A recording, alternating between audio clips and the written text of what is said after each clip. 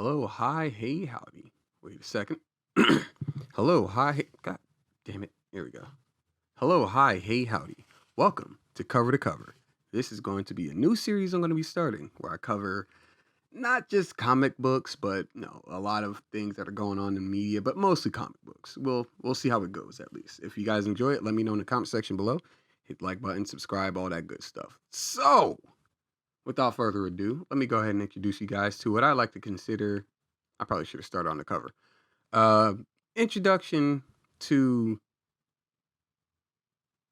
Korvac is this guy's name. Korvac, who is honestly a pretty big deal, but probably one more unsung story arcs to happen in the Avengers saga. It starts out in Thor, actually, Thor Annual number 6, where you go through the backstory of Korvac and how it leads into the craziness that ensues. So let's just jump into it. So I'm not gonna give you guys, the full rundown for each page. I probably should just like turn on the whole dynamic feature thing. I'm using like the Marvel site. Um, I probably should use the whole dynamic thing where it's like, oh, okay, well let's just go panel to panel or whatever. It's like, yeah, let's do all this crazy shit just to kind of like keep the I don't know, the realism or some shit. Like I don't fucking care. Listen, I'm here to tell you guys about like some good shit, right? So what happens, um, how it all pops off is Thor is just out on a stroll, flying about, enjoying his day, and he has this really weird feeling about what's going on throughout the day. I know, it sounds redundant. I'm doing this off script, by the way. So he this damn this damn site. I feel like your boy Zach right now. There we go. All right. So he comes across what is a terrorist threat. Essentially, they're arming a nuclear reactor to blow the planet up or blow up not the planet, but a big ass area. For some reason, it's not like deeply explained. It's fine. It's fine. This is kind of like a throwaway plot. But you do get to see some really cool things happen with Milner that you don't really get to see too often in your MCUs, right? So you got Thor breaks in here, goes for the guy goes for the lever. That's classic, Milner kind of breaks it, flies back to Thor. We know how that goes. So they fire at him, and he just starts spinning that shit like a fucking shield, dude. That shit's cool as hell, and you don't see that in like current Marvel, which pisses me off because this is cool. I like this stuff. And he also does this shockwave thing, which doesn't happen for the most part. You see him just call down like thunder, but you don't actually see him slam the ground and just send a shockwave and essentially disarm everybody in the area. That shit's cool as hell. This damn banner is pissing me off, or the HUD. You guys see it. I'm just trying to also keep my cursor out of the way, but whatever. Anyway, he ends up apprehending the guys, and the reactor goes off. And as he goes for it, it starts to act weird. Essentially, it starts glowing, and he says the glowing is coming from without, not within the reactor. And what ends up happening is it doesn't explode. It just kind of essentially skip all that. Cops show up as they normally do after everything. But it ends up transporting him to the far-flung future, essentially the 31st century, or where he's from the 20th century. It flings him to the 31st. And this is where you have your run-in with your mysterious figure. He does like a quick analysis. It's like, well, I just wanted this one thing, but I now have to figure out who you are. And he tells him it's Thor, God of Thunder, and dude's like, I don't believe that shit. So he hits these buttons, and he spooges on Thor, and Thor gets pissed, right? You know what? Now this is gonna be impromptu as fuck. It's probably gonna be some funny bits in here, and you guys won't laugh, but I'll be laughing internally because that's the kind of person I am. Anyway, anyway, Thor doesn't like to get spooked on, so he breaks his machine. Dude gets mad, sends Thor out into the middle of space. Now this is interesting. This is something interesting that about Thor, because this is Eric Masterson, I'm sorry, is it Eric Masterson? I'm trying to remember if it was Eric Masterson. This is Donald Blake. It was one of the two. But essentially what ends up happening is he is stuck in space and he can survive. Technically he's not, the Odinson god of thunder that we know. But nonetheless, he's out in space trying to survive, but he ends up falling unconscious. To which the angle now brings us to chapter 2, which is the Guardians of the Galaxy. I'm sorry if you guys hear my wheezing. I have allergies, and they're pretty bad. Excuse me. But brings us to the Guardians of the Galaxy. And these are not the Guardians that everyone knows. No, not this guy or this guy here. But the Guardians of the 31st century, where you meet Vance Astro, or Major Astro here. You have Yondu. People know Yondu, but not this Yondu. This Yondu's cooler, in my opinion. You have Charlie 27, Martin X, and you have Nikki herself, as the Guardians as it is. There's also a 6th member, kind of an honorary member, in Starhawk, also known as the One Who Knows. What ends up happening is they get hit with a beam out of nowhere, right? The beam just kind of strikes out of nowhere, throws their relay bank kind of off.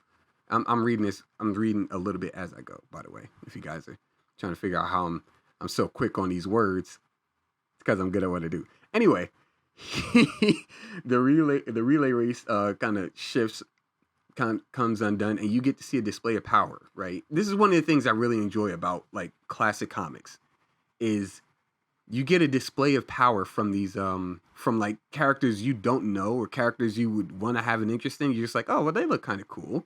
I wonder what they can do, kind of things, right? So you see what Major Astro can do. His name is Major Astro, Major Vance Astro.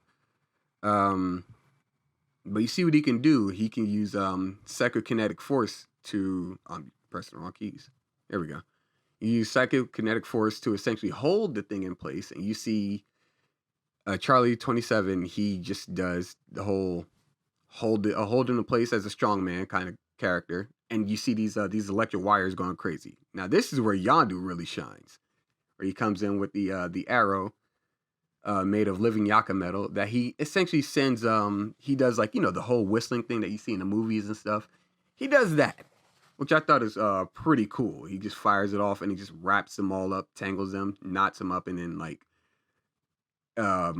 Charlie's there. He's like, yeah, good shit, bro, good shit. And then you also see you see Martin X do his thing where he's just like welding it back to place. And it's really cool. You get to see these characters do, a whole teamwork thing, even though it's something as not as immediate danger as, oh well, let's fight Galactus or some shit like that. And you put on a whole display of powers, like, just no, something real simple. Let's just, use our powers and fix this quick issue. I like that. It's fun. It's cool. It's what made comics great. Is you see superheroes do superhero stuff. It's just fun. And they're kind of wondering where Starhawk went. Starhawk was kind of outside, acting as their solar sails, which I thought was also pretty cool. It's like, oh, well, look at this guy. He didn't abandon, like Major Astro said. He was outside making sure that shit didn't go awry. He was just like, all right, well, let me just hold the ship down because this shit was kind of like it was corkscrewing. I didn't like that kind of deal. So he after things stabilize, he teleports back into the ship itself and lets everyone know what was going on out there. Tells them about the beam from out of nowhere, and I like that. That cross hatching going on there. But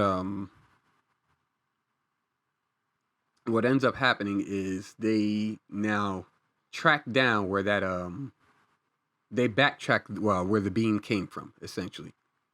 What ends up happening through all of this is you see Lizard Man here, generic I guess, lizard guy. We'll just call him Apprentice Connors. Why not? So Apprentice Connors pops up and he's just like, hey, we got some trouble on the rise and stuff like that. You see, that mysterious hand is just basically Mr. Claw. He's just like, or Dr. Claw. Is it Dr. Claw? Nonetheless, I'll get you next time. That guy. He pops up, presses another button because he's got a button for everything. He's got a button for everything. He's literally got a button for everything. Trust me.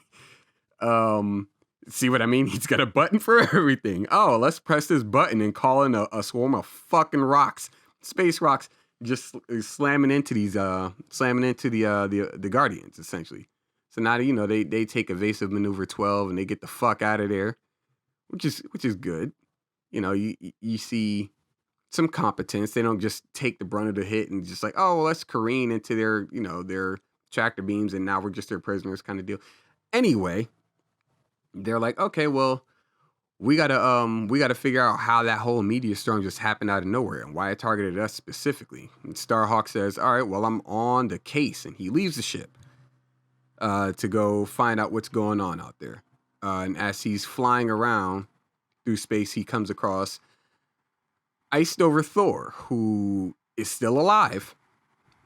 He's still alive. So he ends up picking him up and flying him back to the ship.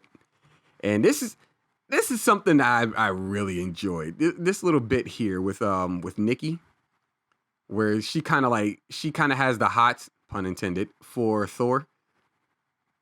And it's generally because, he's this muscular ass dude, really. And the whole time they're just kind of clowning her about it. So she's like, boy, you sure can pick him, Hawk. And he's like, and Martin X is like, there's no time for jokes, Nikki.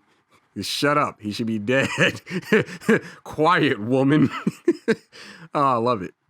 But it's fun. That's what comics were. And I miss that. I want comics to go back to that. So yeah, I know this is supposed to be a review, but it's a bias review. All right. It's a bias review. I know where I stand. And I would hope that you guys will stand with me in that same sense. I miss the old comics, man. Anyway, what ends up happening is he's actually recognized by Vance Astro, because Vance is from the 20th century himself. What ends up happening is Lance Astro recognizes him from his own timeline, because essentially they're from the same point, it's the same timeline.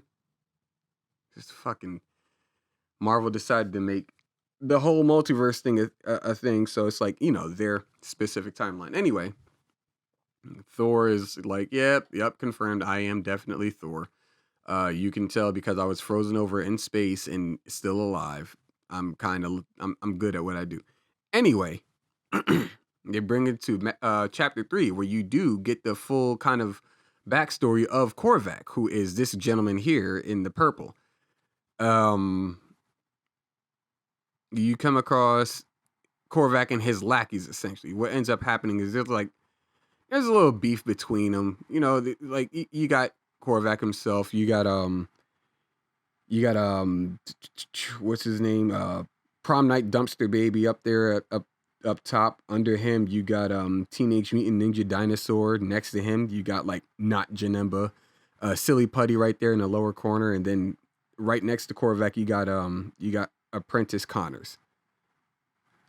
I might have gotten Apprentice Connors and Teenage Mutant Ninja Dinosaur mixed up. Nonetheless, Prom Night Dumpster Baby goes at Apprentice Connors, and says, you suck at your job, essentially. And then they kind of beef it out a bit. Not Janemba. I was about to call him not Nightcrawler. Look at him. He just basically looks like Nightcrawler, but he's like that 99-cent Nightcrawler. That's who he is. That's it. He's now 99-cent Nightcrawler. And I only say that because of his abilities. Look, incorporeal. He can. It's not teleportation, but it's kind of in that same realm. Give me this bone, thank you. So they're doing this whole infighting thing. Clearly, there's not a lot of cohesion between the team, right? And then Teenage Mutant Ninja Dinosaur gets kind of snatched up by Silly Putty. I had other names for him, but Silly Putty works best. And then you see this beam happen, and we all know what that is. That's just Korvac with another button to press. And and he says, you guys, you're acting like a bunch of morons. You shall shut the fuck up when Korvac says to do some shit. Now do some shit, right? And they all sit there with the little, oh, I'm sorry faces, especially look at Prom Night Dumpster Baby right there in the corner. It's his problem. But basically what ends up happening is Silly Putty asks why they're all there in the first place. They were kind of just like whisked away. And Korvac says, all right, well, let me explain it to you. And he has a generic backstory. It's fine. He was undermined by his people. Shocker.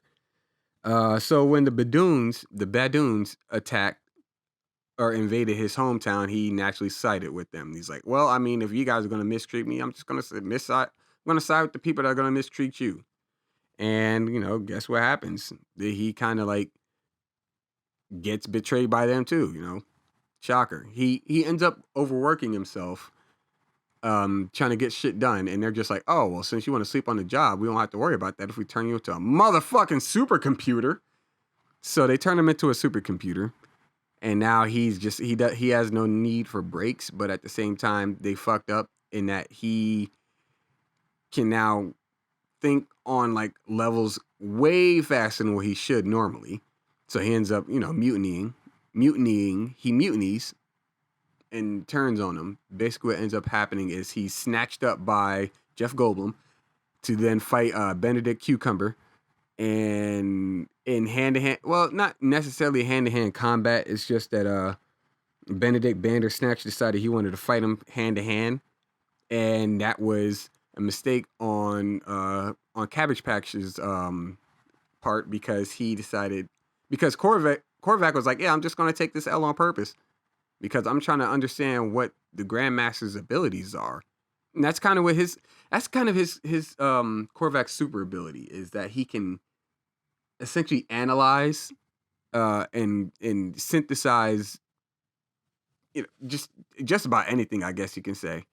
Like it says it right here in this lower box here, like Grandmaster's energies, right? It's kind of one of those things like I know what I want to say, but I don't know how to say it. So let's just read. So he does that, and he learns how to essentially teleport people and whisk them away and shit like that. So what ends up happening is he returns to his hometown, his own timeline, after Jeff Goldblum sends him back. He ends up on this desolate planet that he then turns into, I guess, his utopia. And from there, he makes a bunch of like technology that allows him to snatch up different artifacts and snatch people up, like Prom Night Dumpster Baby here. And he lets everyone know, he lets his team know, well, what I want is essentially just domination. I want to be able to just rule this galaxy. So what he's going to do is just take power sources from other different locations, like, the Milky Way galaxy, to be more specific. He's going to take power from the sun, essentially. Once that happens, then he can power up his planet and make himself, great, essentially. Okay, cool. Makes sense. As a villain. It's a very standard villain plot, right? I have no problem with that. So he has this beam that's now set 2 hours. It's 2 hours away from hitting the sun, making it go supernova, and then allowing him to essentially harvest that energy. And before that could happen, the Guardians show up, and they have the full team at this point, like the full team plus Thor is what I should say. This is your basic 20th century hero, huh? Yeah, there's nothing basic about Thor, Nikki.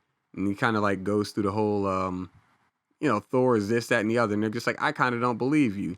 And Yondu offers his bow, and they're just like, holy shit, Yondu would never do that. Yeah, he's got to be the real deal. And then Thor's like, yes, I appreciate that, but you are a fine warrior, and you are better with your bow than I am. So you keep it. And then Nikki starts hitting on him again. And then Thor ignores her. Look at him. He's like, I am not concerned with this floozy. Get her off of me. There it is. See, I love how they just make it a joke that she's just like hitting on him the whole time. Um, so they end up teaming up essentially, and they're just like, all right, well, we gotta figure out where this tractor beam came from, or figure out not tractor beam, but figure out where this blast came from that hit us. So that's what they end up doing. It's like, all right, well, let's track this motherfucker down and put him out of his misery. Essentially, it's it's my first review. All right, just throw me a bone here. It's my first review. I'm probably gonna have to break this up into parts because otherwise it would be way too long. Because this is just the annual. This is just part one. There's still like 10 other issues to cover. And I could do like two issues, like 2 issues of video. That would take a little bit more time to get done, but we'll see how it goes. We'll see how it goes. What ends up happening is, there's a whole like there's a space fight or dog fight in space from fake Earth. You guys see the not TIE fighters attacking the what's half a Millennium Falcon? The Century Falcon? the Millennium Condor? Millennium Pigeon. The Millennium Pigeon. And the team goes after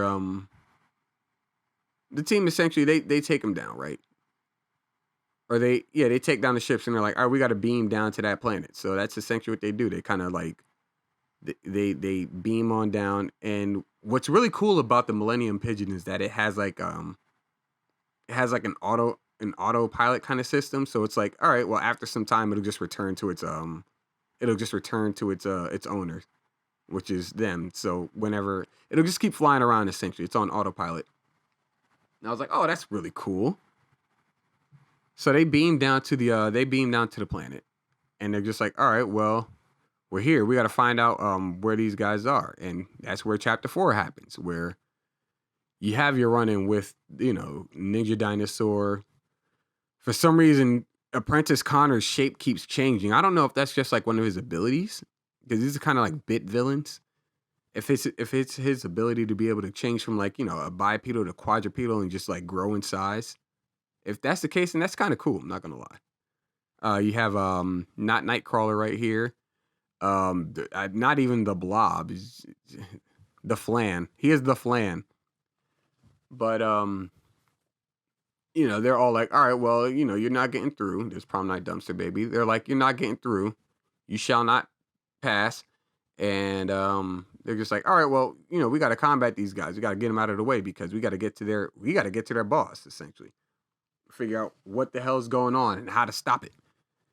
So they're like, what the Guardians say is Starhawk. They send Starhawk and Thor ahead while the rest of them handle these the schmucks. So you have what is known as a slugfest, right? For those of you that don't know what a slugfest is, because modern day Marvel don't exactly do slugfest. They do coffee dates and pizza humor. But you see something else that doesn't happen too often in modern day comics is the heroes start getting slapped up for free. Like you see Apprentice Connors just throw Charlie across the way. Yondu fires off a bow, but it gets snatched up by Silly Putty. He's got like a million names. By Silly Putty here. He's like, yeah, you ain't doing shit with me. And Prom Night Dumpster Baby is just like, yeah, let me just counter your beam with my beam and also break your shit. He just blows his leg off like it's nothing. It's like, yeah, fuck it. You don't need that, right? You're rocks. You're rocks. Just build another one. You see Nikki kind of holding her own, but she's not like actually doing anything against Teenage Mutant Ninja Dinosaur. By the way, that's a terrible matchup. And then this right here, which I thought was kind of weird. This seems more like a throwaway fight between them. It's like Major Astro is like, well, let me use my telekinesis on him. And now that I explain it out loud, it's like, oh, well, telekinesis, let me just move this object. And he's like, well, you can't move something you can't exactly track. That makes sense. That's kind of cool. I like that. See, when it doesn't, it's funny. It didn't make sense when I read it. And then I explained it to myself out loud just now. And it was like, holy shit, wait a minute. I like that. That's cool. But then we cut to we cut to Thor and Starhawk, and it's about to get to one of my favorite parts in this issue right here, this run, where they run into Korvac, and you see that timer up there says 1:15. They have an hour and 15 minutes to figure out how the fuck to stop the damn beam before the sun is essentially destroyed, right? And Korvac looking villainous as fucking ever. Look at this. I don't want to try to zoom in. I'll probably fuck some shit up, but look at this guy. This is great. You don't see this in modern day comics. I love this. Just bring me back to this. Just give me some of this, some Saturday morning shit. I love it. Kind of want a bowl of cereal. So what ends up happening is the two heroes go at him, and this is what I thought was really cool. Well, one of the things I thought was really cool, where unexplained, a Starhawk is like, you must be bop, and then they're just bamfed right back outside, and they're just like, I don't know what the fuck happened, but let's get back in there and get him. And he's like, oh, you thought that was just gonna work? No, I got a button for that. Bam, does it again, puts him back outside, and he's just like, oh, I'm realizing what's going on. He's got this this button that allows him to just like teleport us wherever the fuck he wants us to be. So it's like, all right, well then shit, let's see him stop. Is it I think it's Metal. I can't remember, because DC and Marvel decide to just make up their own metals and not be any level of creative with them. They're just like or oomph. But yeah, it's Metal. Let's see how it handles Mjolnir. And Mjolnir essentially breaks the device itself, and he's like, oh, well, now you can actually get to me, right? So they're like, all right, let's rush the guy, and he's like, you thought so, until I try these all these buttons and stop you, and they're like, well, look, you're not gonna get through to me, right? Korvac goes, okay, well, all of my devices are working. I think I just mixed some shit up. Korvac says, okay, they say we're gonna get you, essentially, right? Let's run it back. He drops his field, right? He drops a field that Thor cannot get through.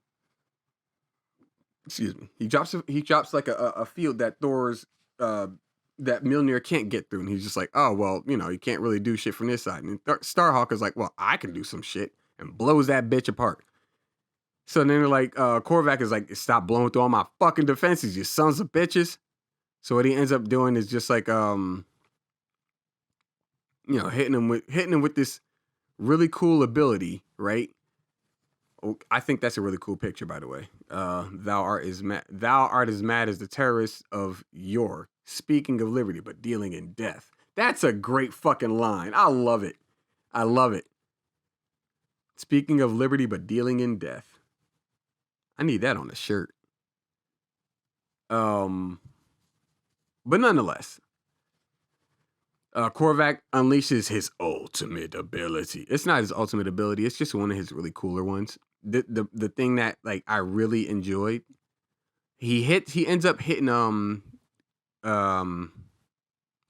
Sorry, Thor and Star. I was about to say Starhawk. You just combine the names. Fuck it. Thor and Starhawk. They end up getting hit with this beam, which then essentially pits them against each other, and they're fully cognizant of what's going on. They're just like, I can't not fight you. I am compelled to fight you, right? Like, we have to fight to the death kind of deal. Like, they can't, like, the best they can do, actually, I'll explain in a second after this bit. So, the Guardians are having, their tough-ass time. Prom Night Dumpster Baby putting the work on Martin X. And he goes, wait a minute. If I'm gonna take an L, one of you other fuckers is gonna take an L too, right? So he ends up going at Flan, freezes the Flan, and he's like, wait a minute. That's when they go, wait, we've been fighting the wrong enemies. We got to switch some shit up. So then Yondu fires an arrow off at Nightcrawler, and what ends up happening is he keeps throwing the arrow through his incorporeal form and throwing off his disruptor, right? Or it's disrupting his genetic makeup. But yeah, I thought that was pretty cool. It kind of wears him out, and where then Major Astro is like, all right, well now we gotta handle this guy. So he picks up Apprentice Connors and kind of like puts him on his ass. To which Charlie can now then go fight the enemy he should have been fighting in the long run. Strength against strength, and he ends up just like essentially backhanding the man through a wall, which I thought was pretty cool. Look at him. Look at that pose. That's great. I like that. And now for this guy, right? And he's just like, prom night dumpster baby. He's about to do some shit. And they're just like, oh, for word, that's what you're gonna do? Yeah, nah, let me just get those antennas real quick. Look at his face. I love it. He's like, oh god. And he's like, oh no, I gotta go. It's gonna take me weeks to grow it back. Or it'll take a year rather. Like a little pansy. So they're just all like, okay, we gotta get to the other two. So they band up and they're just like, let's go find Starhawk and Thor. Well, 15 minutes left on the clock, which I think is really fucking cool. Just like when the stakes are this high and they're still just slugging it out because they don't know what the fuck to do. But they're just compelled to fight, even though they don't want to fight and they're cognizant of fighting each other. They're just like, I'm not trying to fight you. The best they can do is pull punches, which I thought was really cool. Like, and Thor says it here, though I struggle with all my might, I can do naught but lessen the force of my blows.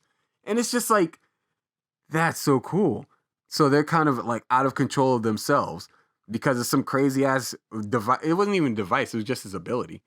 Surprising enough, it wasn't a button. Oh, look at that. Korvac is kind of special. So, they come up with this plan to just keep slugging each other because they're essentially like not really immortal, but like some tough sons of bitches. They just keep slugging each other like hard enough for the to send, I guess, shockwaves through the lair itself and make the shit just kind of like start to fall apart. And this narration is great. The very air of the chamber seems to throb with the fury of their conflict. Never before has there been such a confrontation, a battle between man like God and God like man, with no quarter given, no holds barred. It is truly a battle out of time, a struggle of mythos versus super science, with the existence of a solar system hanging in the balance. And I'm just like, this is fucking great! Give me more of this shit! Fuck, dude. I need superheroes to do super shit. Look at this. This is the stuff of which legends are made. The sort of battle which literally brings down the house. Oh man, I love it. And Korvac realizes what's going on. He's like, oh no, fuck this. I got to fucking dip, right? So he ends up dipping out. And with him dipping out, I guess you can call it hypnosis. Or the hold, I guess. Yeah, the puppeteering he had on him. It just ceases because, he's not there to control it anymore. And, they then go to stop the beam, in which they do. Thank you, Thor. He just is like, fuck it. You just gotta fucking slam the shit with a hammer. Fuck it. Just break it. So it's broken with 1 minute on the clock. Or I guess probably 1 second. I don't know. Just to add to the stakes. Oh, with less than a minute to spare. That's pretty good. It's pretty good. And they got to get out of there before shit just gets too hairy. And Starhawks is like, okay, look, we got to get out, but you got to return to your timeline. Like, you have other things you need to get done first. I'm sure of it. Trust me, I'm the one who knows. Kind of thing. So he sends him back to his timeline. And you see the layer from outside just crumble completely, and Starhawk flies out. And he explains what's going on. They're like, where's Thor? And he's like, I sent them back to his timeline, right? And you can see there's a joke right there with Nikki again, where she's just like, well, he was okay, but I'm not gonna lose any sleep over him. Now that girl lost like 7 years of sleep over him. Anyway, getting back to it all, the cops are still trying to figure out where the hell the reactor went, and then shit just pops right the fuck back up out of nowhere. There's Thor with the reactor. He's just like, I had to fucking do some shit with the reactor. It's good now, right? So they're like, hey, what's going on? And he's like, Captain, you wouldn't believe me if you asked. Or you wouldn't believe me if I told you. There we go. See? And this is one of the things I really enjoy. And you got the he reflects on his past adventure, and it says Finn. Now, this is one of the things that I'm really going to enjoy a lot about explaining this is that I've gotten most like the heavier work about this about doing reviews for me at least, because everyone has their own style of doing reviews. One of the best things that I enjoy about it, or one of the heaviest part rather is what I should say. The heavier part of like doing all this for me was drawing these avatars here. Um I have more avatars that I have yet to draw, and it's just going to be so much fun. Just like getting those out, getting all of those avatars out to show you guys just how enthusiastic I can be. I want to make myself without actually using a camera, because I enjoy being doing something different from what other people are doing. Like everyone has their style of reviews and stuff. This is kind of my thing, and it's only going to improve from here on out. But that's just me explaining how I want to shape these reviews essentially for cover to cover.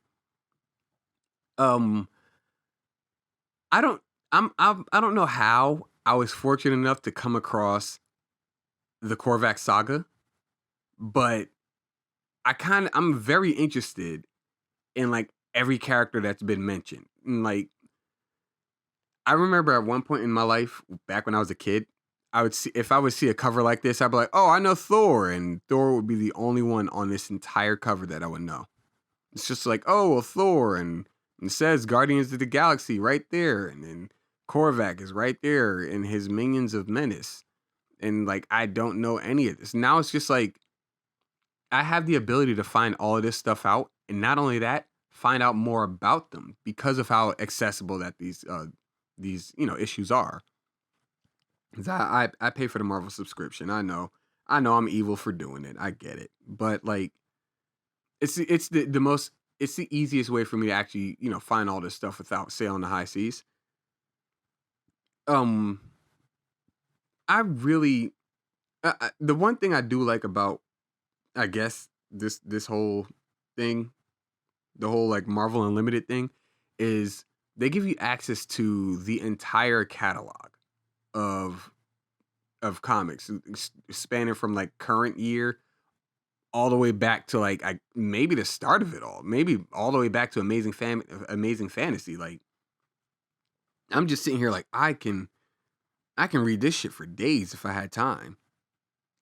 Clearly I don't have time, but I could read this shit for days if I had time, and I would not be upset at all because it's good stuff. It's just fun. It's superheroes doing superhero things.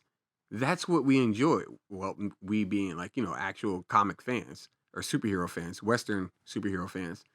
Um, it's what we enjoy is just fun characters going on crazy ass adventures, things that would more than likely never happen with within anyone's like I guess entire lifetime on this planet.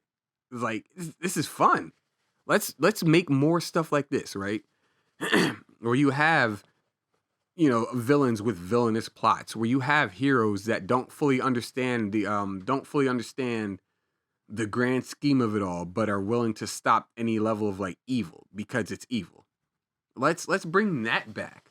Um, let's bring back sexy looking women and good looking men and monsters and creatures that are actually monsters and creatures and not just individuals that want to only be in I don't know that only want to have like contact fights if they have consent, like some other stupid shit like that. Anyway, like we don't need all that extra stuff. Like the back catalog stuff is great. There's also crowdfunding stuff that's great, but this this is what I enjoy, right? And I'm gonna enjoy going through all of these issues with you. And it's not even just back issues that I'll be doing, right? I'm gonna do modern day stuff, even though I don't like most of modern day stuff. There's some things that do come out of that do come out of like current comic book companies that are not not halfway bad. Like X-Men, like Final Fantasy. Holy shit. Fantastic Four, Fantastic Four X-Men, the Jonathan Hickman run that was like from last year. It's like it was a short series, but it was pretty damn good. I would give him credit in that. Marauders started out pretty good. I kind of like stopped reading it. I'm into Symbiote Spider-Man. I like that. I'm trying to think of other ones that are like recent. Red Hood and the Outlaws Rebirth is really good as well. And I'm just sitting here like it's possible for it's possible for Marvel and DC to bring back, people who prop them up for so many years as it stands, but I don't think they want to get the big picture. I don't think they really care too much about the actual fans. It's more to the the degree of, well, you know, these people want their inclusivity and representation. Not that there's nary a single black person this entire book right here. I don't give a fuck. There's a good story. I wasn't thinking about skin tone. I wasn't thinking about like man female or male female differences or anything like that. I was just like, look, this guy fucking shoots like psycho beams out his fucking forehead, and this guy throws a damn hammer, and the hammer is just strong as fuck. And like this chick, her hair is on fire, but she never actually does fire ability. She just shoots shit. Like, it's fun. It doesn't have to be believable. It just has to be fun, because everyone who reads this stuff, they know it's fiction. It's fiction. It's supposed to take you out of realism and put you into this world that you can kind of invest in. This world that you can get involved in the story as if, it's as if it's a story that's tailored to like a campfire story, essentially. It's like, all right, well, here's the narration, right? Once upon a time, there was this god man who had a hammer and went to go stop a reactor, and the reactor took him to the far flung future because some dude needed it and ended up picking you up in this process, and he tried to kill you and it didn't work, and then some groups of people just picked you up, and now you want to kick his ass because he threw you out in the middle of space. Like, none of that shit sounds fucking believable. Come on now. Let's just make shit fun again. Let's not have these stupid ass Immortal Hulk. One of the biggest disappointments. Like, you have a fight between the Immortal Hulk and the Thing, and then they just stop fighting and just go like talk out their issues in a fucking cafe. Like, what kind of shit is this? This isn't fucking comics. Come on now. We could do thousands of times better than this. But I mean, this is what the people want, right? Quote unquote. We got to get with the times, right? Quote unquote. Like, fuck off. Anyway, I think I've rambled enough. I think I've held up enough of your time. Let me know what you guys think about this haphazard ass part 1. I was going to try to do the whole thing, but then I quickly realized that doing the whole thing would probably turn this into like a long form, I guess, video, you can say. I guess I can do like the Comics Explained model. I guess if you guys really want that, just where it's like I break it up into parts, and then after it's all said and done, just kind of like compile it into like one long form video where it's just like, I don't know, an hour, maybe 2 hours, hour and a half, maybe 2 hours, probably 2.5 hours long. Like, I can do something like that. I probably will, because some people do like to just have things on, just have something playing in the background. But we will see. Till then, thank you all for listening to it. Again, this haphazardous first review I've ever done. And when I tell you I went completely off the cuff, I mean, I'm recording this the same day I'm dropping it. That's my secret. Today is the day that I like this Saturday. What's today? The 4th, I think, April 4th, 2020. I recorded this just now in the afternoon. Like, I am most of my week was comprised of trying to find time to draw these avatars. Like, I am all over the place, but it's only going to be great from here on out because most of the drawing is done. So now I have plenty of time to actually work on the video itself. I just wanted to really do this because I really wanted to cover comics, and we'll see how it goes. You guys let me know in the comment section below. Hit subscribe, like, comment, share, all that stuff. Oh man, I need to drink like a bunch of water. My throat is so dry. Until next time, you guys stay safe. It's real in these streets, and take it easy.